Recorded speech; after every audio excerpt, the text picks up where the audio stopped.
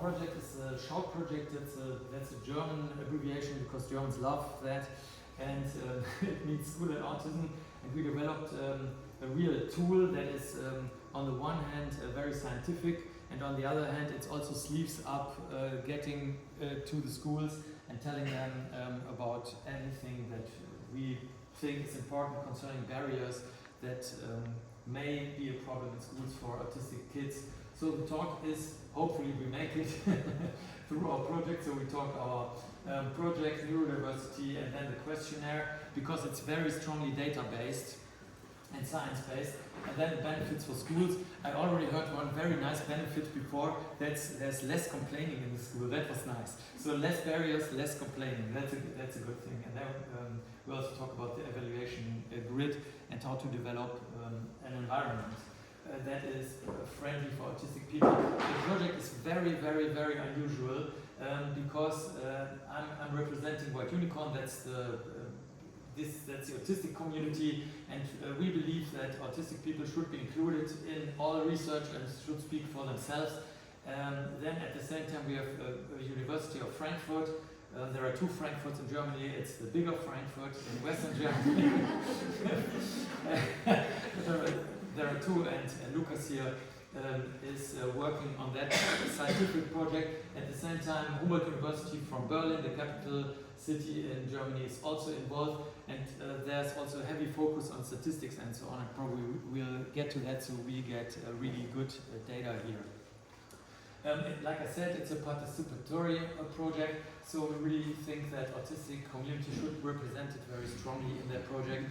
And the good thing is that I do have a relatively large community of people on social media, which allows us to draw a lot of autistic people into our studies. That's probably unique, probably even worldwide, because we are really startled of how many autistic people take part, and also allegedly neuro-normal persons. I don't know if they really exist, but they also take place. Are you taking over? Yes, I'm taking over. Yeah. Yes, so what I'd like to show you is just a little bit about the contents of what we do in schAUT project. So what are we doing? No, first of all, I need to tell you, I need to apologize. Actually, these are slides from a colleague of mine who had to leave early, so I'll do my best to represent her. So, what are we doing in the project? As Mark just said, we're a participatory research project, so we started by developing a statute to form or to have formation on how we can work together as these three institutions, as White Unicorn, private research institute from the autistic community, and two universities. We developed a diagnostic tool, a questionnaire for barriers in inclusive schools for autistic people. I'm going to talk about this later. We're also developing a manual for schools with theoretical perspectives, perspectives from teachers and also from the autistic community on how to reduce barriers in schools. We're developing an evaluation grid for schools for self-evaluating where they stand in terms of barrier reduction and school development. And also, I'm going to talk about this also a little bit later, and also we're having social media posts and presentations and publications like this one, so you're part of this as well. So, what is schAUT project actually doing, or who do we target with this? As you can see, we have like this, distribution of our project results. We have the classical targets, they are the green ones. So we have national and international scientific communities, we have schools, and we have pedagogical staff. But in addition, we also want to target with what we're doing the autistic community, the education administration, the wider public, as Mark just said. So there's a lot of people hopefully starting to know about schAUT project, and also students and parents. Yes, and finally, how does the participation work in our project? I'll try to abbreviate it, but if there are further questions, you're very welcome to ask later. So we're working with the concept of nothing about us without us. We have a neurodiverse approach, and so we are working with the neurodiverse community. This is White Unicorn and the wider community that's standing behind them. So I want to show you some the project stages. I'm going to show you are according to Glasgow 2012. And Glasgow basically just identified 5 different stages of where participation is possible in research projects. And we're at the stage of management, so identifying the research needs was done by the autistic community in our case. We're cooperating between autistic and non-autistic researchers in the planning of the research, in the implementation of the research, and also in the publication. So we're all doing this together. The only thing we don't have participation that much was the funding process, because it wasn't in our hands. But we're very glad that BMBF, the German Federal Ministry of Education and Research, decided to fund us and fund our project. Yeah, and I over to you. Thank you very much. That's actually a very nice thing to work directly with the ministry. It was a very good experience to see how super structured they are and how super professional they are. You hear a lot of bitching about politicians and blah blah blah, but we make very, very good experiences with them. They're very, very professional. Just to give you an idea about the databases that I already mentioned, probably all of you here in the room know that, but probably you don't. There's a big new meta-analysis coming out with around 250 studies made on autism, and all that you heard here and all that you probably know about autism is now completely checked against super solid science, in the sense of that you measure directly in the brain what is going on. And for example, autistic people could be used in the army, for example, because they very easily detect a threat, and that's based in the amygdala on the side of the brain. It also causes autistic people to be more alert, for example, when it comes to the lights or the smell and everything else that you probably heard of today and probably know from your own experience. The problem is that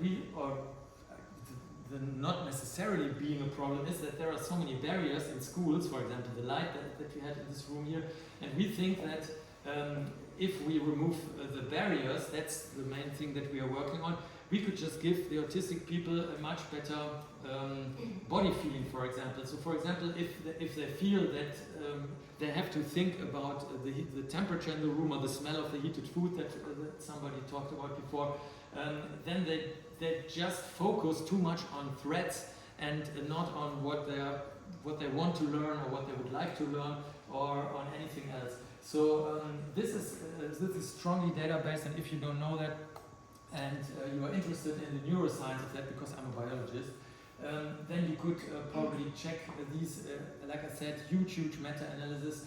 And since most of the environments, as you know, are fitted for allegedly neurotypical people, again, I'm not sure if they really exist, but since it's fitted for them, we think it's just inappropriate, obviously, to have these barriers in an inclusive environment. So why not just change the environment at the cost of sometimes nothing, or just at the cost that everything works better. And the different parts of the brain, in case you're interested in that, you can read the study by yourself, of course, and I don't want to present the study here because it's not ours.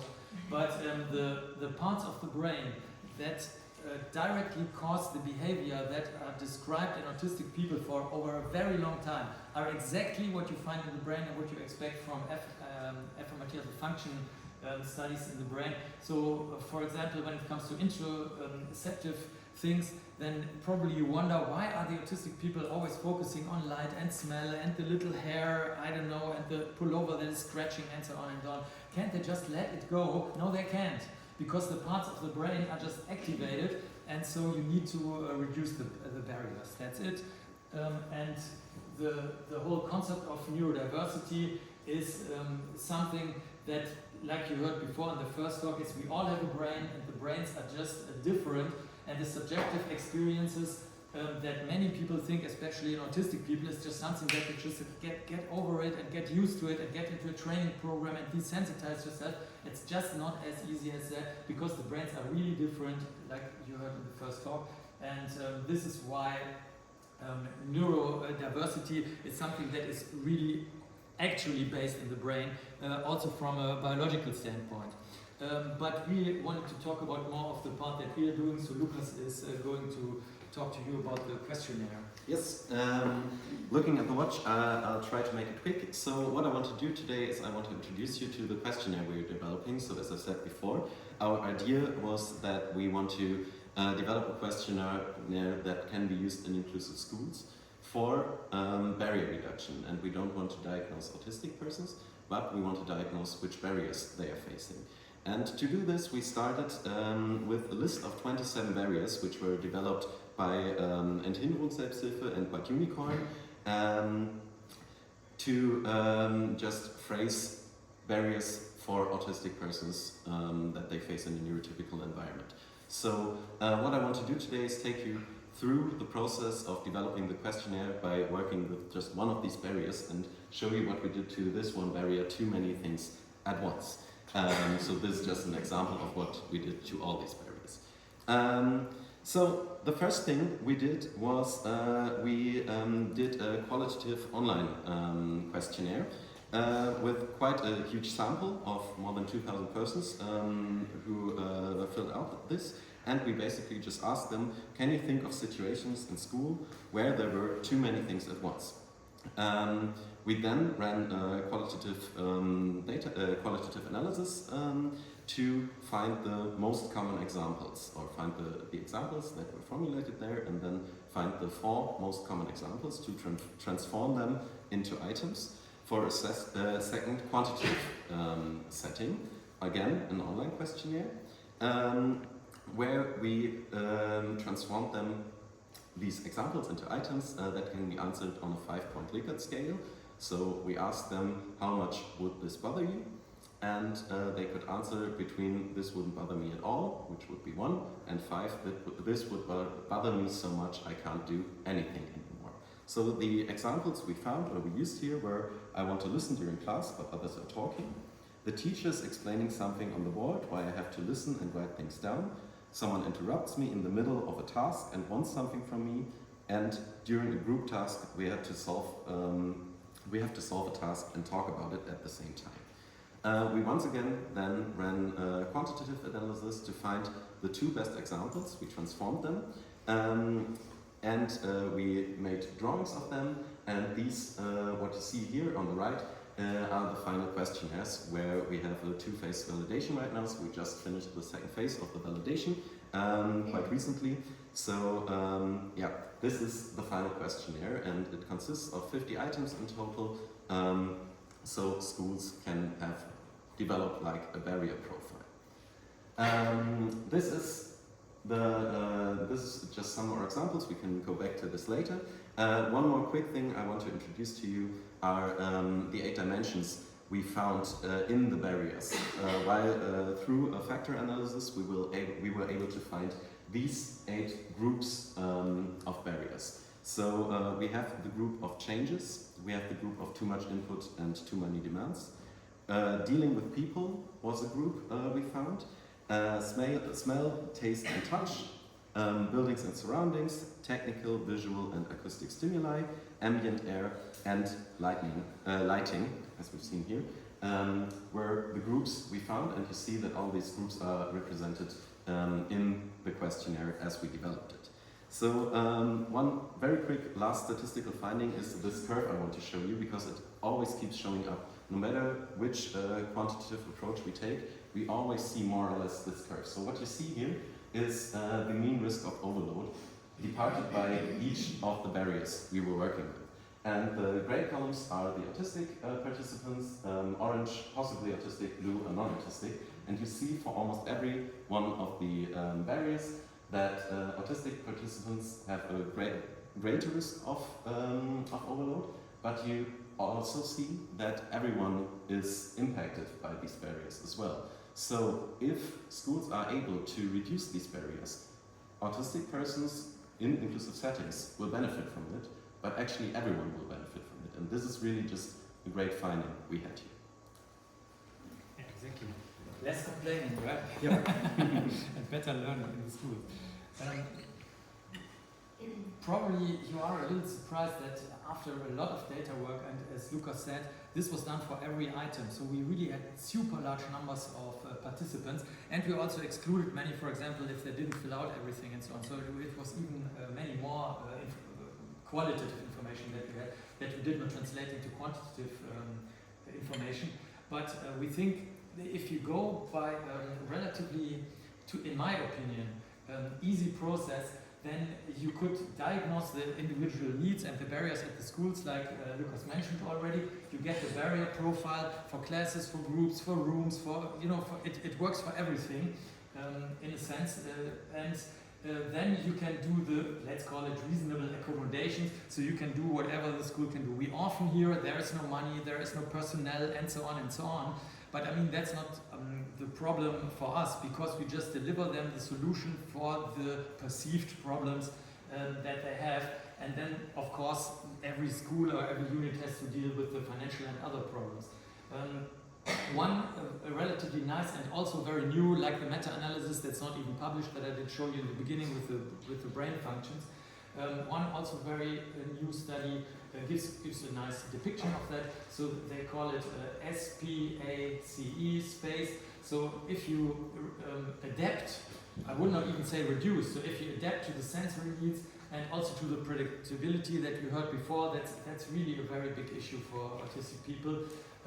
And the communication, we all already heard about that, and empathy, that helps a lot. And one of the things that I would like to mention concerning empathy is that when we had the neurodivergent scientists meeting yesterday, it was interesting that one of the scientists said, people here at the conference are not very friendly to autistic people because they always refer to autistic people as they, but then quote, we are also in the room. That was something that somebody said yesterday at the neurodivergent scientists meeting here concerning this meeting.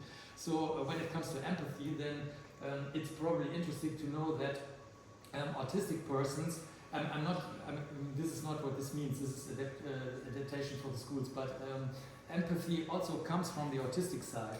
So don't forget that, even though they probably don't show it, they have something, they very much sense what's going on, and that probably relates also to the talk that you heard before, that the teachers are not only specialized in their subject and love their subject very much, but as you heard, they also like the pupils a lot, and they have like their way of going. That was the topic in the last talk. So if the schools, in our case, but even also other organizations use this space concept, then it should be relatively easy to walk along, at least make it better, and like Lukas said, make it better for everybody, not only for the autistic people.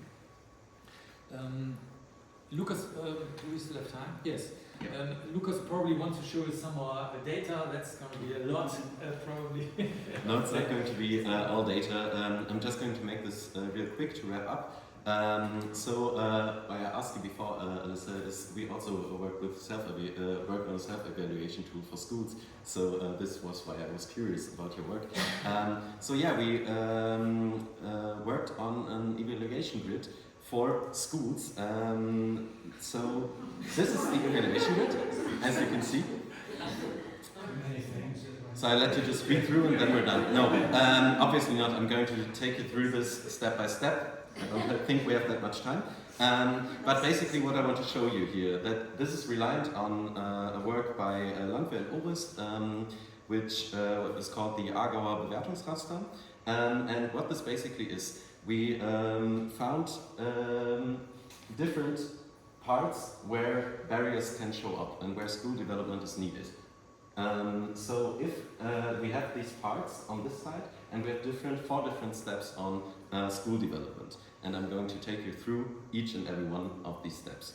Our idea here is that schools should self-evaluate. So they should make up their mind, they should evaluate at which stage they are to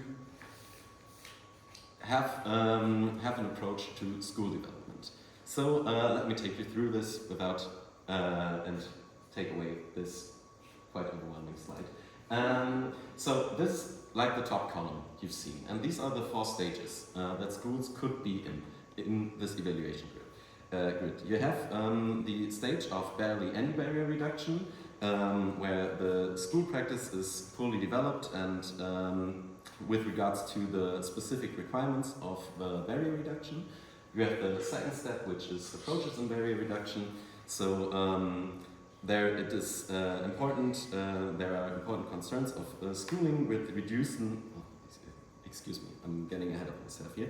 So in the approaches of barrier reduction, there are approaches in reducing sensory and social barriers, but there still need room for optimization. Basic barrier reduction is reducing sensory and social barriers where there are really the good intentions behind it. And the last step, the outstanding barrier reduction, would be that the normal expectations, so what you should expect from schools, are exceeded insofar as that the requirements are met above average.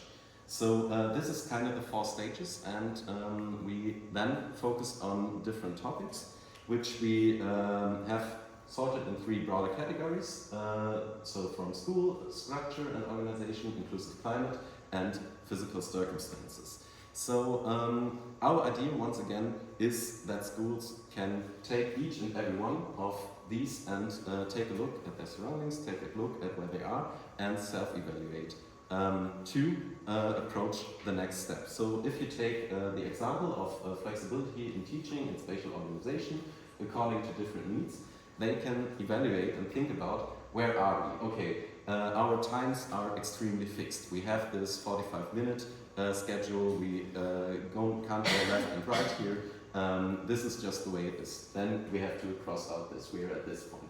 Or if we see, okay, we actually have quite a big flexibility. Students can decide when to learn, where to learn, can form groups by themselves. Their requirements are met, then they might be at one of the higher stages. So schools can evaluate, and then they can also take a look at what would be the next step for me. So if they're at this stage, they can think, okay, we want to at least reach this next stage, the approaches and barrier reductions, so we have to formulate ways to develop our schools to reach this measure. I really think that's a beautiful approach, because like Lukas said, the schools can self-evaluate. We have a super huge database. It's founded by neuroscience, so that should all work very well. We do have a lot of information out. Other scientists, of course, also work together, and we can very easily implement anything, or the schools can implement it any way they want. It works very beautifully, and a good experience that I made is something that you probably also have experienced. When we worked in a Berlin school, and we just did an open day for the kids, then we put 3 of the autistic kids on stage, and they were very honestly open, talking about their school, and we were like, oh good God, this is not going to end well. But the parents and the teachers took it like adults, and really listened to the kids, who were really like, the super honesty of autistic people. And that was also an experience that we could easily implement without doing it too scientifically or too structurally. Like I said, it's a sleeves-up approach, so we bring it to the schools, and at the same time we have the scientific background here. So it's all about inclusive school development. And again, we already mentioned it, and others mentioned it too, it's for everybody. It's not for the autistic people, but it's for everybody.